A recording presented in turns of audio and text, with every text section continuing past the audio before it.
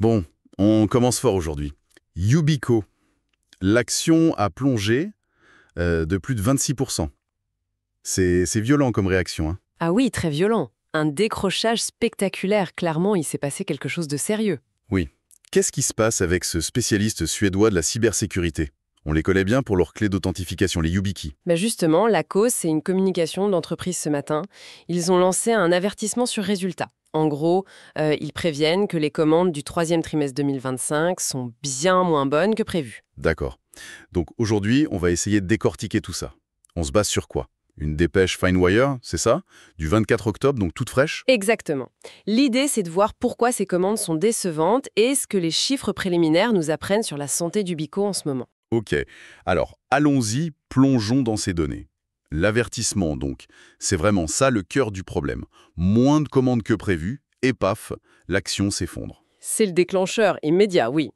Forcément, ça inquiète le marché sur la croissance future. Et le PDG, Mathias Danielsson, il dit quoi? Il doit bien donner des raisons, non? Est-ce que c'est un nouveau concurrent féroce, un souci produit, ou juste l'exécution qui suit pas? Alors, d'après le communiqué, l'accent est mis sur l'exécution et, disons, le calendrier. Il y a 3 points principaux qui ressortent. D'abord, la stratégie d'expansion. Ah oui, Oui, Yubico essaie d'aller sur de nouveaux marchés, d'utiliser de nouveaux canaux de vente, et visiblement, ça prend plus de temps qu'il ne le pensait. Hmm, le classique ça prend plus de temps que prévu. Ça peut vouloir dire beaucoup de choses, ça. Simple optimisme initial ou réelle difficulté d'adaptation. C'est quoi le deuxième point? Le deuxième facteur, ce sont les cycles de vente. Le PDG mentionne que, pour certains gros clients potentiels, les processus d'achat sont devenus plus longs. Il cite même spécifiquement le secteur public américain. Ah, le secteur public US. Ouais, on connaît la musique. Des processus parfois interminables. Exactement. Et ces lenteurs, ça aurait retardé des contrats importants qu'ils espéraient signer sur le trimestre. Ok, ça peut s'entendre. Un gros contrat public qui glisse d'un trimestre à l'autre, ça peut faire mal aux chiffres, c'est sûr. Même si c'est un peu facile comme excuse peut-être. Disons que c'est un facteur externe souvent évoqué. Et puis, un troisième élément, la composition des commandes. Sur ce trimestre, il y aurait eu beaucoup trop de petites commandes par rapport aux gros contrats habituels. Ok, donc si je résume, la version officielle, expansion plus lente, gros clients qui tardent à signer, surtout dans le public, et plein de petites ventes qui compensent pas. C'est ça le tableau. C'est le tableau grossé par Yubico, oui. Mais ce qui est assez intéressant, c'est que dans la même communication, le PDG dit que le niveau d'activité reste élevé. Attendez. Activité élevée, mais les grosses signatures se font attendre et il y a surtout des petites commandes. C'est pas un peu contradictoire ça? C'est là qu'il y a une tension, oui. Comment concilier les deux? Est-ce que activité élevée, ça veut dire beaucoup de discussions, de prospects, mais qui ne se transforment pas en commandes fermes? Ou alors, est-ce que ça veut dire qu'ils sont très occupés à gérer justement toutes ces petites commandes qui individuellement pèsent moins lourd? Bonne question. Ça pourrait être beaucoup de bruit pour rien en quelque sorte. Beaucoup d'agitation commerciale qui n'atterrit pas ou qui atterrit sur des petits montants. C'est peut-être ça l'énigme? C'est une possibilité, on aura peut-être plus de détails dans le rapport complet, mais pour l'instant, c'est un peu flouche. Bon, ces explications qualitatives, c'est une chose, mais les chiffres, eux, y parlent. Les chiffres préliminaires du T3 2025, qu'est-ce qu'ils disent vraiment sur l'ampleur du problème? Commençons par les commandes, puisque c'est ça qui a tout déclenché. Alors, les prises de commandes sont annoncées à 504 millions de couronnes suédoises, les SEK.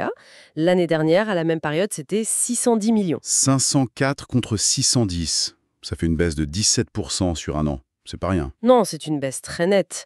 Et il donne aussi le chiffre en devise locale, pour voir la tendance de fond sans l'effet des taux de change. Là, la baisse est de 9%. Moins 9% hors change. Bon, c'est moins pire que moins 17%, mais ça reste quand même un vrai coup d'arrêt dans la dynamique commerciale, non? Tout à fait. Ça confirme qu'il y a un ralentissement réel de l'activité commerciale. D'accord. Et ce ralentissement des commandes, est-ce qu'il se voit tout de suite et aussi fort sur le chiffre d'affaires qui a été facturé pendant le trimestre? Alors, c'est là qu'il y a une nuance intéressante. Le chiffre d'affaires net préliminaire, lui, il est de 548 millions de SEK. L'an dernier, c'était 590 millions. Donc la baisse, ici, elle n'est que de 7%. Ah, intéressant. Donc, moins 17% sur les commandes, moins 9% hors change, mais seulement moins 7% sur le chiffre d'affaires. Ça veut dire quoi? Que le carnet de commandes des trimestres précédents amortisse le choc pour l'instant? C'est l'interprétation la plus logique, oui. Le chiffre d'affaires, c'est la concrétisation de commandes passées. Donc, s'il baisse moins que les nouvelles commandes, c'est que Yubico bénéficie encore des contrats signés plus tôt. Ok. Donc les factures actuelles sont encore soutenues par le passé, mais ça veut dire aussi que si les nouvelles commandes ne repartent pas vite, le chiffre d'affaires pourrait baisser plus fort dans les prochains trimestres. C'est exactement le risque, oui. Il y a un décalage. D'ailleurs, si on regarde le chiffre d'affaires en monnaie locale, l'entreprise dit qu'il est stable par rapport à l'an dernier. Donc, sans l'effet des taux de change, les revenus facturés tiennent bon pour le moment. Stable hors change, mais avec des commandes en baisse de 9% hors change. L'indicateur avancé, il est quand même clairement orienté à la baisse. C'est ça. Le signal d'alerte vient des commandes. Bon, ok, pour l'activité et le chiffre d'affaires. Mais quid de la rentabilité?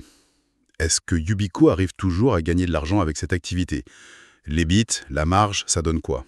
Et là, par contre, c'est moins réjouissant.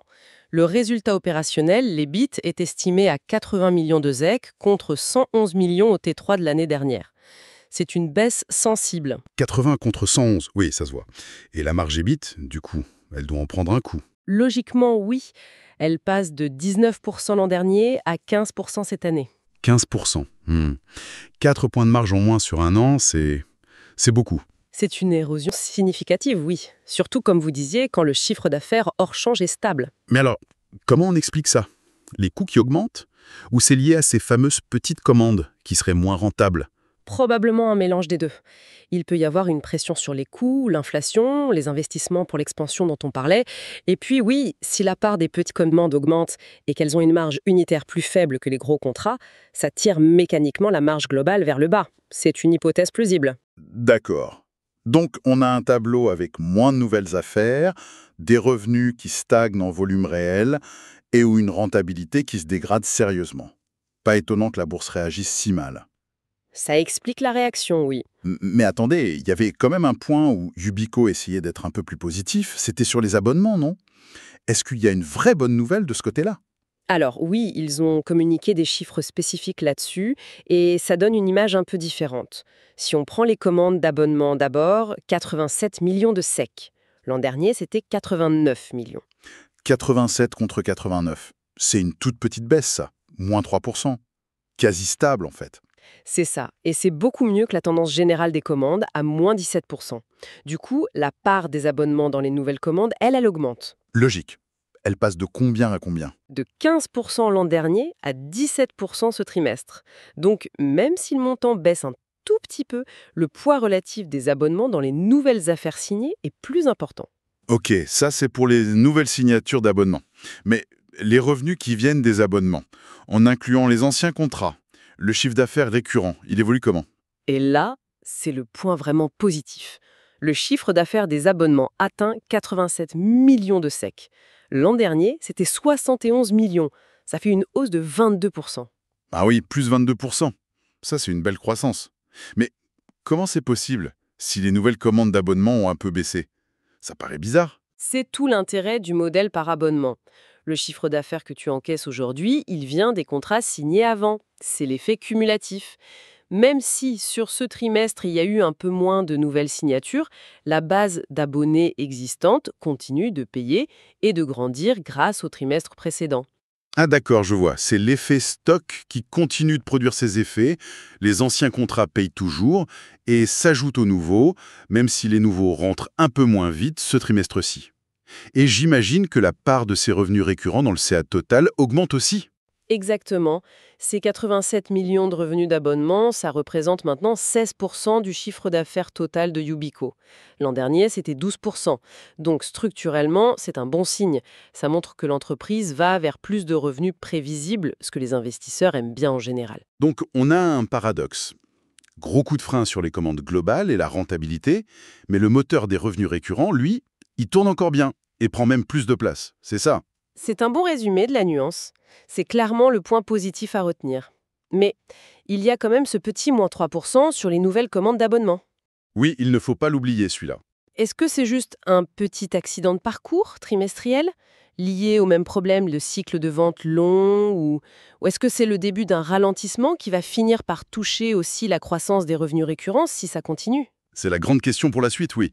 Si même les abonnements commencent à ralentir en termes de nouvelles affaires, ça pourrait être plus inquiétant pour la stratégie à long terme. C'est vraiment l'indicateur à surveiller de près. Tout à fait. Les nouvelles commandes d'abonnement, c'est le thermomètre de la santé future de ce segment. Et face à tout ça, les difficultés d'un côté, la résilience des abonnements de l'autre, le PDG, Mathias Danielsson, il adopte quel ton? Plutôt alarmiste ou plutôt confiant? Alors, d'après ce que rapporte Finwire, son discours est clairement un discours de réassurance. Il dit qu'ils mettent les bouchées doubles pour finaliser les contrats en attente. Il réaffirme sa confiance totale dans la croissance à long terme de Yubico, parce que le besoin de sécurité, lui, ne fait qu'augmenter selon lui. Classique, quoi. On reconnaît qu'il y a un souci, on dit qu'on travaille dessus, et on rappelle que le fond du marché est porteur. Pas de panique, pas de changement de cap annoncé pour l'instant. C'est ça. Niepce qu'il essaye de faire passer, c'est que c'est conjoncturel, lié au timing, à l'exécution, mais pas un problème fondamental de produit ou de marché. Bon, après, la réaction en bourse montre que le marché est soit très surpris, soit assez sceptique sur la rapidité du rebond. Ou les deux. Ok, si on essaye de faire une synthèse rapide. Yubico traverse une mauvaise passe. Gros coup de frein sur les nouvelles commandes, ça tape sur la rentabilité. L'explication officielle: retard d'exécution, cycle de vente plus long. Mais ils se veulent rassurants pour le futur et mettent en avant la bonne tenue des revenus récurrents qui viennent du passé. C'est à peu près ça? C'est une excellente synthèse de ce qu'on sait pour l'instant, oui. Le point noir, c'est clairement la dynamique des nouvelles commandes. Le point positif, c'est la base de revenus récurrents. Maintenant, il faut attendre le rapport complet. C'est prévu pour quand déjà ? Le 12 novembre. C'est noté. On attendra ça pour avoir plus de détails sur les coûts, les régions et peut-être des prévisions pour la fin d'année ou 2026. Exactement. Ce sera le moment clé pour y voir plus clair. Très bien. Donc pour résumer les points clés de notre discussion basée sur la dépêche Finewire, Yubico a lancé un avertissement sur résultats pour le T3 2025. Commande décevante, raison donnée, expansion plus lente, cycle de vente allongé, surtout public US, trop de petites commandes. Les chiffres: commande moins 17%, moins 9% hors change, CA moins 7%, stable hors change, marge EBIT qui chute de 19% à 15%. Point positif, CA des abonnements plus 22%, même si les nouvelles commandes d'abo baissent un peu, moins 3%. Le PDG reste confiant, le marché beaucoup moins. Voilà, c'est un résumé précis des faits actuels. Et juste une dernière réflexion pour la route. Le PDG parle beaucoup de ses cycles d'achat plus longs, du secteur public US, de sa stratégie qui prend du temps. Yubico, c'est quand même pas un petit acteur sur son marché. Est-ce que ce qui leur arrive, au-delà de leurs problèmes spécifiques, ça ne pourrait pas être un signe avant-coureur, un peu comme le canari dans la mine? C'est une excellente question. Est-ce qu'on ne verrait pas là les premiers signes d'un refroidissement général, ou au moins d'une plus grande prudence dans les dépenses de cybersécurité chez les grandes organisations? Même si tout le monde dit que la sécurité est cruciale, peut-être que les budgets se resserrent un peu, que les décisions prennent plus de temps. C'est la question à 1 million, ça. Est-ce que c'est un problème propre à Yubico, leurs produits, leur exécution, ou est-ce que c'est le début d'une tendance plus large ? Peut-être qu'après des années de forte hausse, les entreprises et les États deviennent plus prudents, plus lents à valider les dépenses, même si le besoin est là. Il faudra regarder de très près les résultats des concurrents, des autres boîtes de la tech dans les mois qui viennent. Et le rapport complet d'Ubico, le 12 novembre, nous donnera peut-être aussi des indices là-dessus. Absolument. C'est une piste très intéressante à garder en tête.